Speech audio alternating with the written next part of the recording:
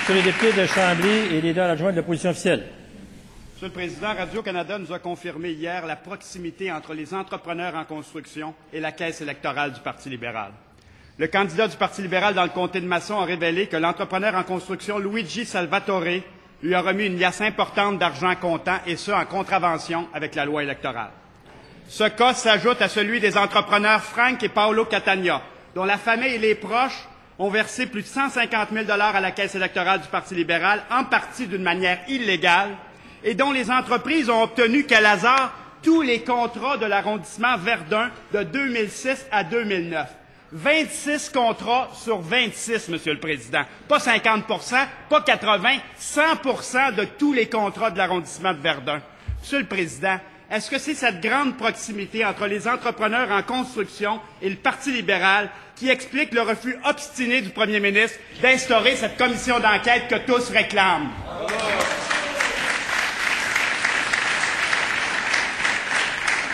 Monsieur le leader du gouvernement et ministre de la Justice. D'abord, pour commencer, Monsieur le Président, que ce soit dans ces éléments-là ou dans d'autres, nous avons déjà établi, mon collègue vient de répondre à ces questions-là, il y a des enquêtes qui sont menées par des policiers. Il n'y a personne ici qui a mis en doute ou a dit « je retire ma confiance aux policiers ». Il n'y a personne ici, il n'y a personne à l'extérieur. Les gens considèrent que les policiers font leur boulot.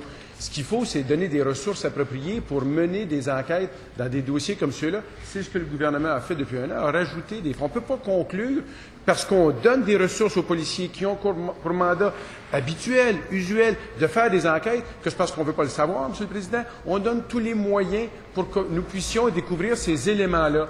Que ce soit à l'égard des contributions électorales, il y a Marteau qui continue de faire son travail, il y a le DGE qui fait son travail. Non seulement ces moyens d'enquête doivent se poursuivre, les policiers doivent faire leurs enquêtes et le DGE son travail, mais nous-mêmes, comme législateurs, on peut aussi faire des choses avant même d'avoir ces résultats-là. C'est pourquoi, en ce moment, on est en train d'étudier un projet de loi anti-prête-nom, Monsieur le Président. C'est pourquoi, dès qu'on l'aura terminé, il y aura un projet de loi qui vise à donner plus de pouvoir au DGE, parce qu'on veut s'assurer que les choses se passent correctement.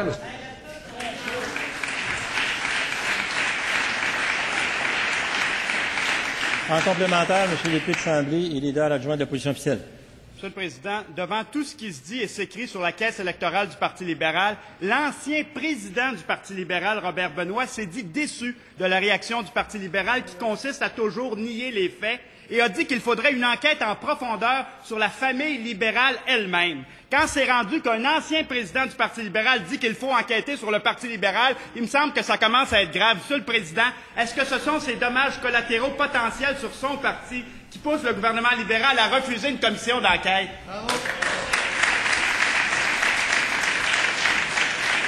Monsieur le leader du gouvernement et ministre de la Justice.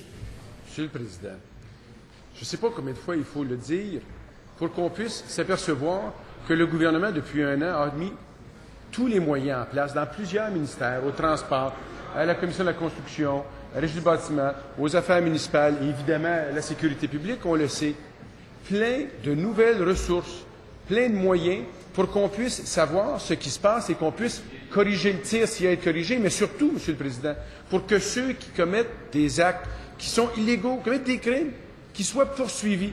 Alors, de dire que le gouvernement ne veut pas que ça se sache, comment on peut faire cette conclusion-là sans s'apercevoir tous les moyens qui sont mis de l'avant et qui, Monsieur le Président, vont permettre de faire des enquêtes sur tous ceux qui participent à la question électorale?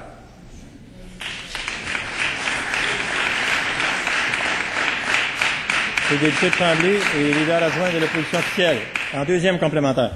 Non, mais Monsieur le Président, est-ce qu'il y a enfin un député libéral qui va se lever et qui va dire que ça suffit, que l'intérêt public passe avant l'intérêt du Parti libéral? Monsieur le Président, comme le disait Vincent Marissal la semaine dernière, la raison d'État doit ici primer sur les intérêts partisans. Quand le premier ministre, ses ministres et ses députés libéraux vont-ils faire primer l'intérêt public? Quand les députés libéraux vont-ils cesser de défendre inconditionnellement le premier ministre qui les amène vers le gouffre? Quand allez-vous vous lever et réagir?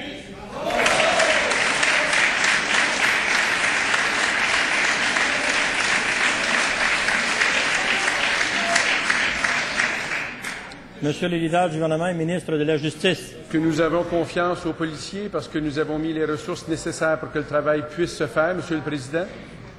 Parce que nous prenons les moyens pour qu'il y ait des enquêtes sur tous ceux qui peuvent avoir commis des actes illégaux?